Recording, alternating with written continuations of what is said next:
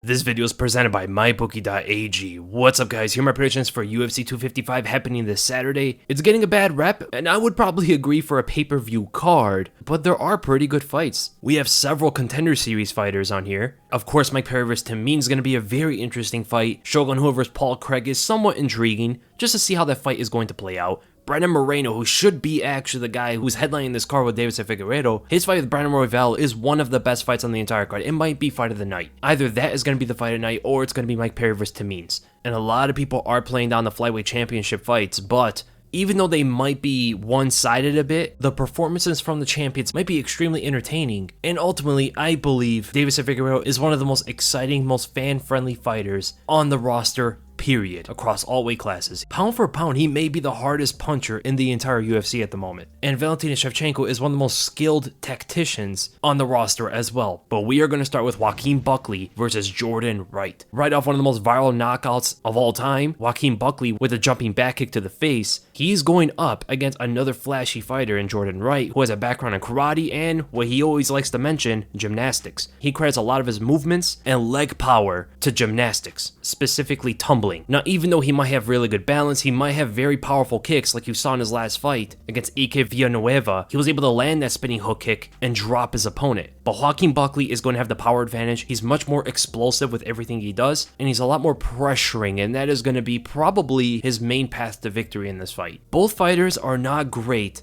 at relying on their instincts. It seems like they both think a lot in the fight. Buckley loves to attack with blitzing combinations, but it always looks like he's thinking about the combinations before he throws it, ultimately giving a lot of tells, making his combinations a lot slower than they need to be to land, and above all else, when his combinations are done, he always backpedals. And he tends to get caught or almost caught. It's always scary when Buckley wants to disengage after his combination. Now, while he thinks about his combination, it definitely looks like he didn't think through how to disengage after committing with the combination. He's left extremely vulnerable afterward. And looking at Jordan Wright, his instincts seem to be way less efficient than Buckley. At least Buckley will fire back, and he does have that intrinsic power in everything he does to be able to always switch back the fight and get out on top of a lot of exchanges. Jordan Wright really doesn't throw back. When he got knocked out by Anthony Hernandez, which later became a no contest due to Hernandez failing a drug test, when Hernandez pressured him, it looked like Wright was very confused on what to do, almost like a deer in the headlights kind of thing, right? As soon as Hernandez pressured him and started letting his hands go, Wright threw nothing back. He really didn't have any solid defense, and it all stems to his instincts. He does have respectable chokes on the ground, and he can be a bit menacing in the mid-range kicking distance if you're kind of hanging around in that zone, right? Because of his kicks and because of his unorthodox movement. But nothing is really stopping opponents from getting in close on him. He doesn't really put out a good jab, doesn't really put out really good side kicks or front kicks. He does not put a yield sign in front of the opponent, right? He doesn't really do anything to stop them in their tracks from attacking him. And that is a huge problem coming to this fight with Buckley. So ultimately, my prediction for this fight, I think Joaquin Buckley is going to knock him out. And I think he's going to do it probably in the first or second round. Now, ultimately, this all comes down to Buckley knowing the pressure weakness, being too jumpy or anxious for those blitzing combinations can do him some harm just in case that Wright is able to counter him with some wild long-range strike. Buckley needs to be as proficient as possible, specifically focusing on his entries. And once he enters, he should not really want to disengage too much, right? Stick in boxing range the entire time. The farther out he is, the bigger the disadvantages are for him. It becomes more of a gray area in mid-range because Wright can land some of his kicks and Buckley can initiate some of those explosive blitz combinations. That's really where both their attacks are going to start from. But that close boxing range, that is like the red zone for Jordan Wright. And I believe that blitz in close to get right onto Wright is going to cause Wright to be on the edge of precipice. I don't think he's going to defend himself that well, and I see him getting caught and dropped, knocked out in the first or second round. And the MyBookie betting lines do seem to favor Buckley to win this fight. He's like a 2.5 to 1 favorite over Wright. And then we go to Shogun Rua versus Paul Craig 2. The first fight was a split draw where one judge had it 28-28. He had the first round as a 10-8 for Paul Craig. The second judge had it 29-28 for Shogun Rua. Third judge had it 29-28 for Paul Craig. So the first round was easily for Paul Craig. It was mostly stand-up. He was able to use his speed advantage, his athleticism, and frankly his youth to outspeed and outmaneuver Shogun at every given angle. Shogun didn't have the kind of speed or any kind of tricks to get in close and catch Paul Craig off guard at all. Craig's kicking volume and just enough distance management was putting Shogun Rua in a lot of trouble. He was trying to wing punches over the top and they never came in close. The only time he had any kind of success was when Craig would initiate, attack in close, Shogun would block and clinch, turn into the cage, and hold the position there. Essentially, the only time Shogun was having success in that first round was when he wasn't getting hit and get some breathing space against the cage. Even against the cage, he had some opportunities to take it to the ground. Paul Craig does not have really good takedown defense, and he welcomes the ground game entirely, which is what happened in the second round, right? So Shogun didn't seem like he was hustling or really focusing on getting the fight to the mat. Second round comes along, Paul Craig throws a right round kick, which Shogun catches. It doesn't look like Shogun attempts to take it to the ground. It more looks like Paul Craig pulls guard, showing his confidence that he can deal with Shogun on top. But that wasn't necessarily the case because Shogun was able to smother the guard a bit, land ground and pound shots, able to posture up very easily as Paul Craig was usually just focusing on the hands, focusing on wrist control, sometimes trying to establish a spider guard, which is pretty hard to do without a gi on, and ultimately attacking off his back. Nothing he did off his back was really getting to Shogun. Shogun's a vet in the game, long-time Brazilian Jiu-Jitsu black belt. Even though he's slowed down in his striking and his speed is not the same, these older guys tend to be a lot harder to deal with once it gets to the ground. This is evident with many fighters across the board, and I believe it's with Shogun as well. You don't need to be so fast and athletic to deal with people in Brazilian Jiu-Jitsu. The control factor and the strength you develop and the constant appliance of strength as you grip the opponent, that stays and even strengthens. And that's what showed in their first fight. Paul Craig really couldn't get anything off on Shogun. Whenever he had his feet on Shogun's hips, Shogun was able to disengage away from the guard, bypass around the legs and get into side control, land some ground and pound shots and stuff like that to eventually win that round. And I think that second round really gave Shogun some confidence to finally take it to the ground. He needed to feel the grappling with Paul Craig to get comfortable with it, because the first one did seem like he wanted to stay striking and not fight Paul Craig in his own strengths, which is his guard game. And that even continued in the third round, kind of, where Paul Craig shot him for the takedown, pulled guard, and Shogun stayed on top of him for the rest of the round, right? And that gives me a lot of confidence for Shogun in this rematch. So my prediction for this fight, I'm gonna go Shogun Rua. The big difference in that first fight was the first round. Shogun did not feel comfortable to go to the ground with Paul Craig up until he was forced to do so in the second. And stemming from that, I think Shogun understands he can deal with Craig on the ground, as well as fix some things in his training camp to deal with him standing so he can start pressuring him a little bit more. So I got Shogun by a decision. And my bookie actually has Paul Craig as almost a 2-1 favorite. That's a bit interesting. And then we go to Mike Perry versus Tim Means. This might be a very close competitive fight, because even though Mike Perry is a brawler, he's not the most technical guy in the striking, I do think he could make things work through his pure aggression. Tim Means is pretty stiff in his striking and doesn't move too much. He ducks under a lot of punches to get the body lock and attempt to take the fight to the ground. He's potentially better on the ground than Mike Perry is. I think he could take control of a lot of the positions there, and definitely better with submissions. Perry is just slightly underrated in his grappling. I think he will be able to stand up a couple times. I think he will be able to defend some of the submissions and reverse to get on top of Tim Means, potentially land ground and pound shots and stuff like that. But I think that only happens if Means overcommits for submissions. If he just keeps control on top, I think it's a great way for him to win this fight. Don't risk too much on the feet. Don't go against that power too much. Probably bait out some of the big overhands and big looping hooks so he can duck under for the body lock, take the fight to the ground, or work in the clinch a little bit. But Mike Perry is pretty aggressive and pretty active, so it could be a bit alarming given how much damage Means has taken in his career. Perry definitely has a better chin. He's much tougher, and he's going to be able to exchange with Tim Means at every given opportunity. So this makes it very hard to call. My official prediction is going to be, I'm going to go with Mike Perry. Looking at how Nico Price was able to knock out Means, exchanging with him, inviting him into a brawl so easily, I think Perry might be able to do the same sort of thing, but I can absolutely see Tim Means winning this fight. Mike Perry is a slight favorite, -150.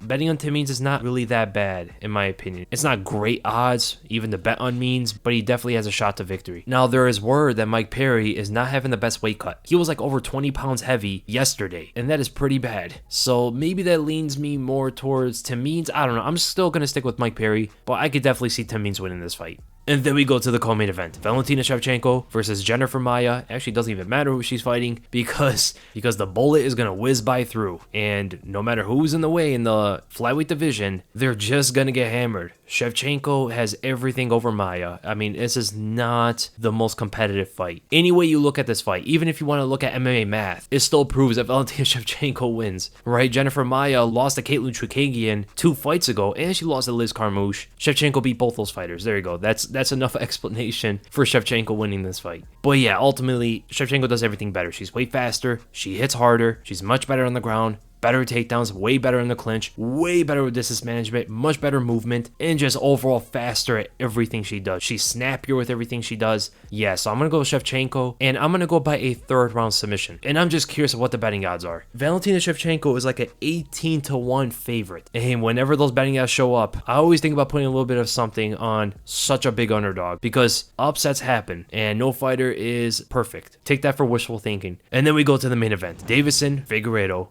versus Alex Perez. Figueiredo is the new champ. He's defending his belt for the first time, and also with his first defense, he is headlining his first pay-per-view. He's only one of 2 Brazilian champions, the only Brazilian champion on the male side. So there is a bit of pressure on him, but I do not think it's going to affect his performance, because Figgy has a different kind of mentality. He comes from a different world, very humbling background, extremely humbling background. I believe this does not compare to what he had to overcome in his life. And he has that destroyer mentality, man. He's coming out there to knock out everybody. The only weird fight he had was against Juicy Formiga. He was injured in the fight, and I think that strongly correlated to his hesitation in the fight. He couldn't really snap into his punches and pressure Formiga like he does everybody else, even though Formiga wasn't necessarily as counter-reactive to everything Figueiredo was doing. He was kind of taking over the fight in a slower pace of a contest, which is very unusual for Figgy, who usually takes the center of the cage and pressures the opponent right off the bat, regardless of a real method. And what you see from opponents is they tend to get, not afraid, but they tend to feel some of that intimidation once Figgy establishes the control and establishes pressure and takes over the assertiveness in the cage.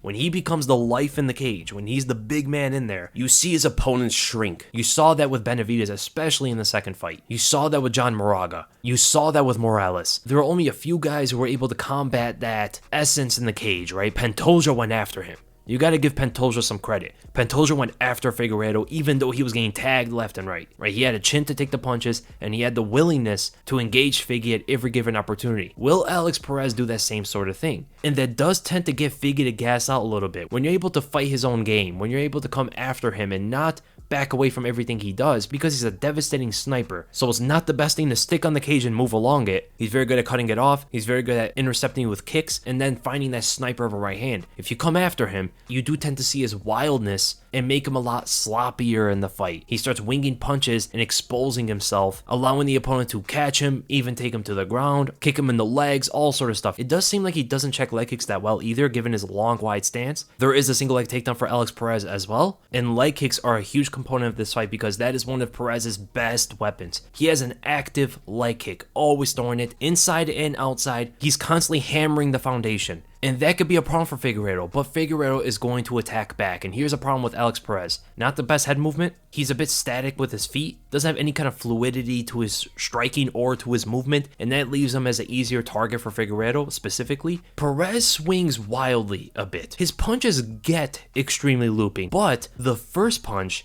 is almost always straight. He loves to start things with a straight right or a jab, but as he likes to continue his combinations, the punches get wider and more loopy, and while he's throwing these loopy punches, his feet barely move at all, leaving him as such a big target for Figueiredo's counter straight right hand. Perez only moves when he enters and when he exits. In the midst of his combinations, he is not really moving his feet much. And that is where my prediction is going to come into this. I'm going Deiveson Figueiredo, and I'm going to go by a first round knockout. I think Figueiredo is a better submission artist. He's a better Brazilian Jiu-Jitsu artist. He's better with his movement. He's a better sniper. He has better precision. And just overall better bodily mechanics, I guess you could just say. Perez tends to be a sitting target for too long in the cage, and that first round is going to be so dangerous for him. My bookie also heavily favors Figueiredo to win. He's about a 3-1 favor over Perez. Now, if Perez is able to survive the first 2 rounds, his chances of winning skyrocket. If anything, he will probably become an extremely small underdog. And now, as for Figueiredo's weight cut, he's actually having like the best weight cut of his entire career. He was 135 pounds, I think, was it today or yesterday or something like that, which is only 10 pounds away from 125, and normally he would could actually be 145, which is pretty crazy. So I don't see him missing the weight cut, but I don't know how long he can really do that weight cut because he's a very big guy who walks around 165 pounds. And with that, it looks like there's going to be a lot of finishes on this card all the way from the prelims to the main event. And even though a lot of people are not so up for the card, it's definitely one worth the bet on with mybookie.ag. No one gives you better lines and more ways to win than they do. From knockouts to submissions to rounds, given how many big favorites are on this card, it's a lot easier to pick the method or the round than most of the cards that's happened this year. For example, the Valentina Shevchenko fight, right? Everyone's very confident she's going to win, but there are odds such as betting on her to submit Jennifer Maia being a plus 500. There's many ways even on fights like that to win big on. And if you want to maximize your earnings, you could just go on a parlay by lining up fighters that you think are going to win. And MyBookie has a special offer for the week. By signing up, of course, you're going to get your usual first deposit matched up halfway all the way up to $1,000. And now you will receive a $250 risk-free bet for the Texans vs. Lions football game happening next week on the 26th. All you gotta do is use the promo code WEASEL, that's WEASLE, make your deposit, place a bet on the early game spread, and if you win, there's cash in your pocket, but if you don't win, don't sweat because you will be covered with a refund of up to $250 on your wager, which will be credited directly into your MyBookie account. Don't forget to use the promo code WEASEL to activate these offers. Just sign up with mybookie.ag today where you bet, you win, and when you win, you get paid. And looking up and down the betting lines, there's so many giant favorites. And the one I do not necessarily agree with is Nicholas Dalby being such a big underdog against Daniel Rodriguez. Dalby is a veteran in the game. He has really good grappling and wrestling skills, very gritty, and can make guys even like Darren Till look pretty bad against him. And Daniel Rodriguez can be a bit sloppy with a lot of things he does. He has that killer instinct, which gets him a lot of victories, but technically, Dalby can absolutely hang, if not surpass Rodriguez. Ariana Lipski and Valentina Shevchenko should be a competitive fight. They do have Shevchenko as a moderate favorite, which I don't necessarily agree with given her cardio deficiency and the fact that Lipski has been getting some submission wins and getting the fight on the ground easier than ever before, and that is where Shevchenko has a giant weakness in. It's a reason why I do favor Lipski to win that fight. And Caitlin Chookagian being such a big underdog against Calvillo